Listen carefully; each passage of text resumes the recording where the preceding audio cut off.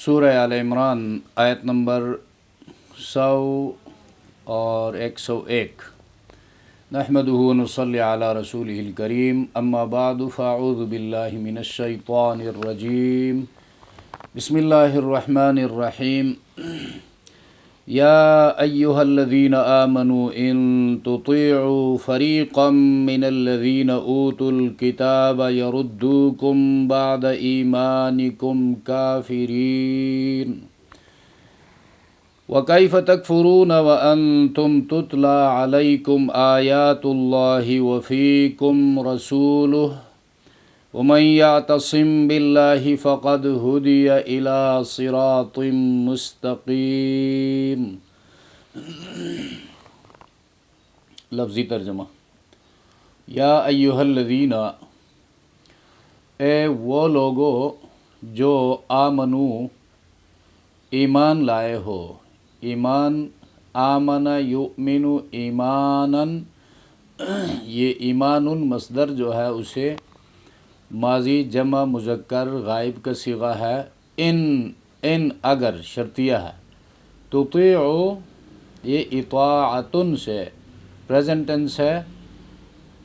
ان شرطیہ کے آنے سے نون اعرابی حذف ہو گیا، تطیعون تھا تو ان تطیعو ہو گیا۔ اگر تم اطاعت کرو گے، بات مانو گے، فریقاً، فریق گروہ جماعت، من الذین، ان لوگوں میں سے، اوتوا الکتاب، اوتو ایتا ان سے ماضی مجہول ہے، پیسو وائس ہے، جمع مذکر غائب ہے، جنہیں کتاب دی گئی۔ یردوکم، یہ ردن سے مضارع جمع مذکر غائب کا صیغہ ہے، کم یہ پروناؤن ہے اور جمع مذکر حاضر ہے۔ یردوکم، تمہیں لوٹا دیں گے، واپس کریں گے، مرتد بنائیں گے، بعد پیچھے، ایمانکم، ایمان مضاف، اکم مضاف الیہ، تمہارے ایمان کے بعد، ایمان لائے پیچھے، کافرین یہ جمع ہے، کافرین اور کافرون یہ دونوں صورتیں آ سکتی ہیں جمع کی، واحد اس کا کافرن ہے، کافر منکر۔ ان دو آیتوں میں تنبیہ ہے مسلمانوں کو کہ کفار ہمیشہ اس تگ و دو میں ہے، اس کوشش میں ہے کہ مسلمانوں کو کسی طرح عقیدے کے لحاظ سے یا عمل کے لحاظ سے دین سے لوٹا کر رکھ دے، مرتد بنا کر رکھ دے۔ تو اللہ تبارک و تعالیٰ ایمان والوں کو متنبہ کر رہا ہے، خبردار کر رہا ہے کہ ایمان بہت قیمتی دولت ہے، لہذا اس کی فکر بھی اتنی ہی ضروری ہے، اور دنیا میں اس ایمان کی حفاظت ہونی چاہیے، اور ایمان کی حفاظت اعمال سے ہوتی ہے۔ ایمان لانے کے بعد اب توحید کا جو تقاضا ہے، اللہ کو ایک ماننے کے بعد، اللہ کی ذات میں، صفات میں اس کو یکتا ماننے کے بعد، اب اس کے تقاضوں پر بھی بندہ عمل کرے اور اللہ کے احکامات پر چلے، احکامات کو معلوم کرے، جن میں فرائض ہیں، واجبات ہیں، سنن ہیں، مستحبات ہیں، سب شریعت اسلامی کے احکامات ہیں، اور ان کو اسلام کہا گیا ہے۔ اور دوسری طرف شرک سے، کفر سے اور کبائر سے بچے جو کہ حرام ہیں، اور اس بچنے کو تقویٰ کہا گیا ہے، یعنی تقویٰ بچنے اور فرمانبرداری، ان دونوں صفات کو ساتھ لے کر چلے تو ایمان کی حفاظت ہوگی۔ اب یہود کے حوالے سے اور عیسائیوں کے حوالے سے یہاں پر بات ہو رہی ہے۔ اہل کتاب اس زمانے میں بھی اس کوشش میں تھے، اور ماحول بندہ جس طرح اختیار کرے گا اس کا اثر پڑے گا۔ کفار کے ساتھ اٹھنا بیٹھنا زیادہ ہو تو کفر کا رنگ جو ہے، کفریہ اعمال کا رنگ اس کے عقائد پر چڑھے گا، اس کے اعمال پر چڑھے گا، اور یوں جو ہے رفتہ رفتہ ایمان کمزور ہوتا جائے گا اور اعمال میں سستی بڑھتی جائے گی، اور یہ نام کا مسلمان رہے گا، نام نہاد مسلمان۔ اس کا نام جو ہے عبد الرحمن ہوگا، عبداللہ ہوگا، حبیب اللہ ہوگا، لیکن اندر سے یہ اسلامی احکام سے، اسلامی اعمال سے خالی ہوگا۔ تو کفار کی یہ کوشش ہے، اگر تمہیں عقائد میں خراب کر دے تو مرتد کہلاؤ گے، اور عملی لحاظ سے بھی کمزوری آ جائے تو عملی کفر کہلاتا ہے۔ مثلاً بندہ اللہ کو ماننے کے بعد، نماز کی فرضیت کو ماننے کے بعد نماز نہیں پڑھتا ہے تو یہ عملی کفر ہے۔ روزے کی فرضیت کو ماننے کے بعد روزہ نہیں رکھتا ہے تو عملی کفر ہے۔ حج کی فرضیت کو ماننے کے بعد استطاعت کے باوجود، صحت کے باوجود حج نہیں کرتا ہے تو یہ عملی کفر ہے۔ تو یہ کفر جو عملی کفر ہے یا عقیدے کا کفر ہے، یہ خارجی اسباب کے نتائج اور اثرات ہوتے ہیں، اس لیے اللہ تبارک و تعالیٰ نے اہل ایمان کو خبردار کیا ہے۔ یا ایھا الذین آمنوا، اے ایمان والو، ان تطیعوا فریقا من الذین اوتوا الکتاب، اگر تم نے اطاعت کی، بات مانی ایک گروہ کی اہل کتاب میں سے، اوت الکتاب جن کو کتاب دی گئی ہے، یعنی یہودی اور عیسائی، یردوکم بعد ایمانکم کافرین، تو وہ تم کو تمہارے ایمان کے بعد کفر کی طرف پھیر دیں گے۔ وَكَيْفَ تَكْفُرُونَ وَأَنْتُمْ تُتْلَى عَلَيْكُمْ آیَاتُ اللَّهِ وَفِيكُمْ رَسُولُهُ، اور تم کفر کیسے اختیار کر سکتے ہو جبکہ کفر سے رکاوٹ موجود ہیں؟ بندہ غیر کا قانون اس لیے اختیار کرتا ہے یا تو اپنا قانون نہیں ہوتا ہے، اور دوسری بات یا اس قانون پر عمل کرنے کا کوئی نمونہ نہ ہو، اس لیے دوسروں کے پیچھے جاتا ہے۔ اللہ فرماتا ہے کہ تمہارے پاس مکمل دستور حیات، ضابطۂ حیات، کوڈ آف لائف موجود ہے قرآن کی شکل میں، اور اس پر نمونہ اسوہ رسول کی شکل میں موجود ہے، لہٰذا تمہیں دوسروں کے پیچھے جانے کی کوئی ضرورت نہیں ہے، نہ تمدنی لحاظ سے، معاشرتی لحاظ سے، نہ سیاسی لحاظ سے، نہ دینی لحاظ سے تم کسی کے محتاج ہو۔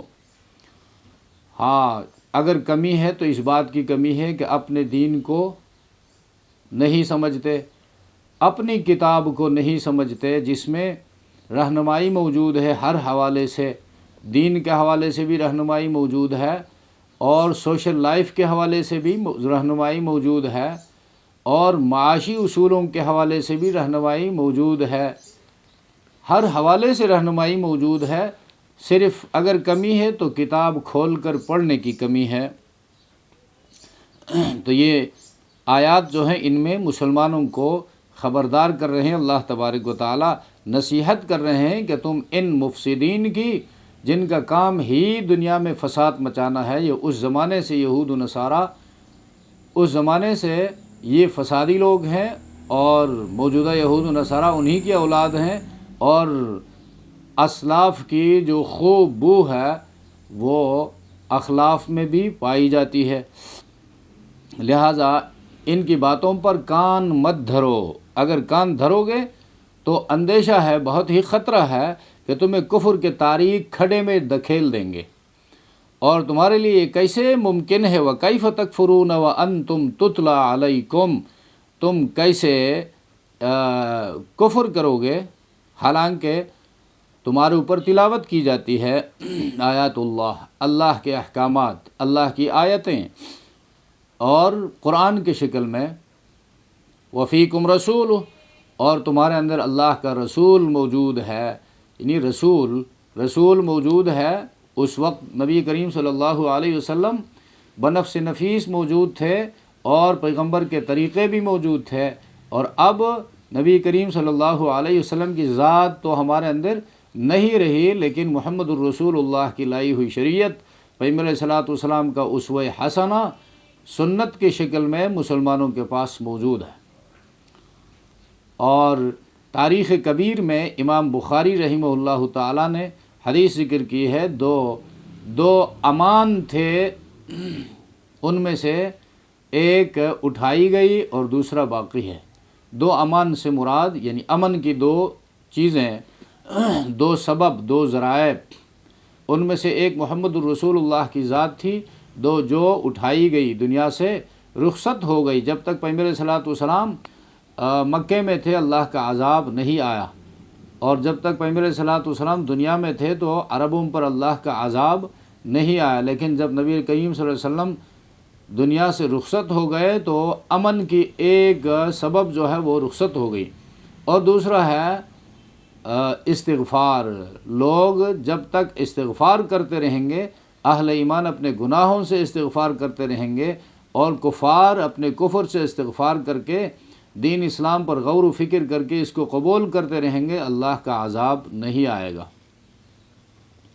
تو وفیکم رسول منصب کو ذکر کیا، رسول سے مراد رسول کی رسالت قیامت تک کے لیے ہے، دوسرا کوئی پیغمبر نہیں آئے گا، دوسری شریعت نہیں آئے گی، اور محمد الرسول اللہ کے اقوال افعال اور امت کی رہنمائی کے لیے موجود ہیں۔ اور حدیث نبوی میں اللہ کے رسول صلی اللہ علیہ وسلم نے فرمایا، ترکت فیکم الثقلین،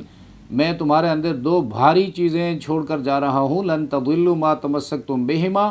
تم کبھی بھی ہرگز گمراہ نہیں ہو جاؤ گے جب تک تم نے ان کو مضبوطی سے تھام رکھا ہے۔ ایک ہے کتاب اللہ، اللہ کی کتاب، اور دوسری وسنتی، فرمایا میرا طریقہ ہے، میرا اسوہ ہے۔ تو یہاں پر بھی ان دو چیزوں کی طرف اشارہ کیا، وَمَن يَعْتَصِم بِاللَّهِ، اور جس نے مضبوط پکڑا اللہ کو مضبوط پکڑنے کا ذریعہ اللہ کی کتاب ہے۔ اللہ کے مزاج سے، اللہ کی پسند و ناپسند سے بندہ آگاہ ہوتا ہے اللہ کی کتاب کے ذریعے، اللہ کے کلام سے اللہ کے مزاج کا پتہ چلتا ہے۔ تو کتاب سے جو بندہ آگاہ ہوگا، واقف ہوگا، وہ کفر کی ریشہ دوانیوں سے اور کافروں کی اسکیموں سے بھی آگاہ ہوگا کہ کافر مسلمانوں کے خلاف اور کفر جو ہے اسلام کے خلاف کس طرح کام کر رہا ہے، اور اسلام سے کس طرح ٹکراتا ہے کفر، اور کفر کی علامات کیا ہیں، ان سے کیسے بچا جا سکتا ہے۔ یہ ساری باتیں قرآن میں بتائی گئی ہیں۔ جو بندہ قرآن کے قریب نہیں آتا ہے وہ ان نشانیوں سے آگاہ نہیں ہو سکتا، اور یوں جو ہے وہ گھل مل جاتا ہے کفری نظام کے ساتھ اور کفری تہذیب کے ساتھ، اور اپنے آپ کو مسلمان کہلاتا رہتا ہے۔